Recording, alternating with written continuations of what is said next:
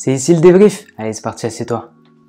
Oh les gars, vous êtes toujours pas abonnés à Conscience Foot, mais qu'est-ce que vous attendez sans déconner? J'ai remarqué que 75% des gens qui regardaient mes vidéos depuis le début de ma chaîne n'étaient toujours pas abonnés. Franchement les gars, ça coûte rien, ça me permet de faire monter la chaîne, j'ai comme objectif de faire monter cette chaîne, car j'aime cette chaîne. C'est du contenu de qualité, avec des avant-matchs, débriefs d'après-match, actualité du foot, mercato, Conscience Foot les gars, l'amour du ballon rond, la passion pour le football, pour le ballon rond. Franchement, abonnez-vous juste ici. Qualification de l'Angleterre pour la finale, dans la difficulté, je l'avais prévu dans mon match, que le Danemark allait pousser l'Angleterre en prolongation. Néanmoins, j'avais aussi quand même précisé que l'Angleterre allait se qualifier de par l'excellent profondeur de banc. Donc voilà, c'est le scénario qui s'est réalisé. Bon, après voilà, c'est un scénario qui était quand même envisageable. Mais voilà, ça s'est réalisé. En tout cas, le Danemark a eu des très belles vertus collectives. L'Angleterre qui a ouvert le score vers la 30e minute de jeu grâce à une très belle action collective, ils ont beaucoup poussé. Au début de match c'était un peu équilibré, le Danemark qui avait quelques occasions, l'Angleterre qui après le premier quart d'heure ils ont un peu accéléré le jeu, ça a fait mal au Danemark. Donc 1-0 pour l'Angleterre avec un but contre son camp de Simon Kjær. Ensuite c'est le Danemark qui va égaliser grâce à Damsgaard avec un superbe coup franc juste sous la barre. Et ensuite donc un partout. L'Angleterre qui va continuer à pousser quand même. Le Danemark qui va continuer à se procurer quelques grosses occasions quand même. Sur corner, sur quelques frappes. Ils vont se procurer des occasions. Mais après, vers la 70e minute de jeu, c'est plus compliqué pour le Danemark. C'est normal en même temps. Physiquement, ça pêche. Tu sens que l'Angleterre pousse de plus en plus. Ça tient sur un fil. Le gardien Schmeichel, il est énorme. Christensen, mais derrière la défense danoise, franchement, défend quand même très bien aussi. Ça se bat, c'est solide. Et le fait aussi que le Danemark n'ait plus trop touché de ballon et s'est procuré moins d'occasions, c'était aussi le fait que Thomas Delaney, le milieu de terrain du Borussia Dortmund, est sorti. Ce qui est un choix plutôt incompréhensible étant donné qu'il faisait énormément de bien, il faisait le lien entre le milieu et l'attaque avec Pierre-Emile Højbjerg.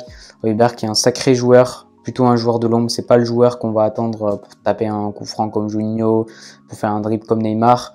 C'est un joueur qu'on voit un peu moins sur le terrain, mais c'est un joueur qui récupère énormément de ballons, qui est très agressif, qui fait énormément de passes, qui a un gros volume de jeu. Physiquement, il est présent, il récupère beaucoup de ballons, donc voilà, il est très intéressant. Pierre-Emile Højbjerg, il fait le lien entre le milieu et l'attaque. Donc voilà, c'est un joueur énorme, et associé avec Thomas Delaney, qui est plutôt aussi un bon joueur de ballon, qui fait pas mal de transitions offensives, des très belles transversales. Le fait de l'avoir sorti, Thomas Delaney, c'était un peu le pilier de l'équipe. C'est un gros joueur quand même, il joue à Dortmund. Ça a quand même affaibli le jeu du Danemark. Et l'Angleterre qui a poussé jusqu'au bout, mais qui n'a pas réussi à marquer ce but. Ils ont manqué de finition dans le dernier geste. Mais voilà, l'Angleterre qui va pousser. Et sur un penalty, que je trouve très gentil comme penalty. Pour moi, il n'y a pas penalty sur Sterling. L'Angleterre qui va se qualifier, qui va marquer ce penalty et qui va se qualifier. Le Danemark qui a fait un grand tournoi, une très belle équipe courageuse avec beaucoup d'ambition. Ils ne se sont pas contentés de juste marquer un but et se mettre à 10 derrière. Ils ont quand même bien gêné l'Angleterre. Après c'était plus dur physiquement sur la fin, ils ont beaucoup pêché, ce qui est normal, comme j'ai dit auparavant. Et la profondeur aussi de banc de l'Angleterre, le fait d'avoir fait rentrer Jack Grealish, ça fait énormément de bien à l'Angleterre, étant donné qu'ils ont quand même des individualités de qualité. Donc voilà, c'est quand même plutôt logique que l'Angleterre s'est qualifiée. On pourra toujours contester ce penalty. Après, dans l'ensemble, c'est mérité. L'Angleterre, ils ont quand même fait 25-30 tirs. Mais c'est sûr que voilà, le penalty, il est quand même très pose problème parce qu'il y a vraiment pas grand chose sur ce penalty. Mais voilà, l'Angleterre s'est qualifiée avec une équipe danoise battante. Mais le football technique de l'Angleterre a pris le dessus sur cette demi-finale. Mon analyse d'avant-match entre l'Italie et l'Angleterre, je donne un petit avantage à l'Angleterre au niveau de la profondeur de banc. Je trouve qu'il y a plus de qualité technique dans l'équipe d'Angleterre. Il y a plus de joueurs de qualité. J'ai trouvé aussi le milieu de terrain, par exemple Barella Jorginho, qui était un peu moins présent sur les derniers matchs avec beaucoup de fatigue. Donc à ce niveau-là, je donne un petit avantage à l'Angleterre. Ce sera un match qui sera très serré avec deux grandes nations. Je pense que ça va aller en prolongation. Je vois un partout. Et en prolongation, je vois l'Angleterre se qualifier 2-1.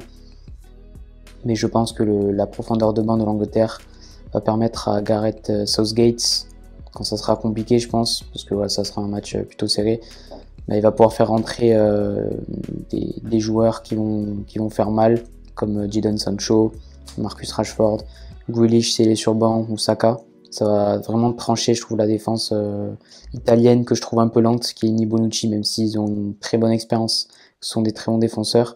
Je pense que la vitesse côté anglais, la vitesse des ailiers anglais va faire mal à l'Italie. Je trouve que la défense anglaise, par exemple Walker et Shaw, c'est vraiment très rapide et ça peut permettre de bloquer les contres de Chiesa et d'Insigne. Donc je vois une meilleure équipe d'Angleterre dans un match très serré, où je pense que l'Angleterre aura un peu plus de possession de balles. Et ça va être aussi le fait de pouvoir gérer Harry Kane pour les côtés italiens. Ça va être compliqué de gérer Harry Kane. Il va beaucoup dézooner et je pense que ça peut faire mal à Chiellini et Bonucci. Le fait aussi qu'il y ait Sterling par ses attaques tranchantes, ça peut faire mal à la défense d'Italie, que je trouve un peu qui était en difficulté contre l'Espagne. Quand l'Espagne a su accélérer, je trouvais la défense quand même italienne en difficulté, même s'ils sont qualifiés. Ça a été dur. L'Espagne qui a manqué aussi de finition. On a vu un Dani Olmo qui a beaucoup décroché et ça a perturbé la défense italienne. Donc je pense que si Harry Kane fait de même, ça peut perturber la défense italienne. Donc je vois une qualification anglaise dans un beau match en prolongation. Je vois une victoire anglaise. Ça fait longtemps en plus que l'Angleterre n'a pas gagné de trophée. Ils sont chez eux, devant le public. Ça quand même donne un avantage. Donc je vois une victoire anglaise. L'Angleterre qui remporterait 7 € 2020. Donc voilà, n'hésite pas à liker, partager, commenter. Nous on se retrouve pour le débrief d'après-match Italie-Angleterre. Ciao ciao.